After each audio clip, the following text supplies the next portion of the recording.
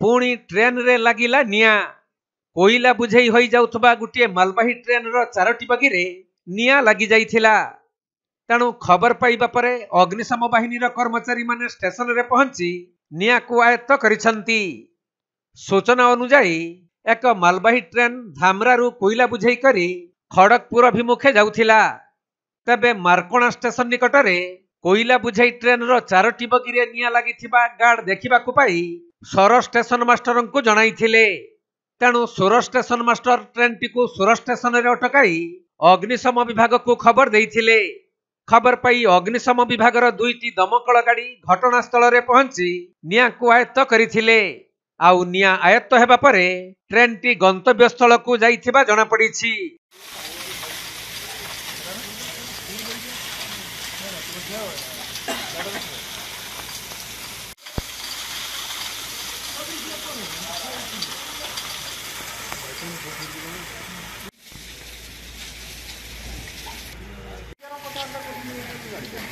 बालेश्वर जिला सरु सोमंत दास report, Konark live.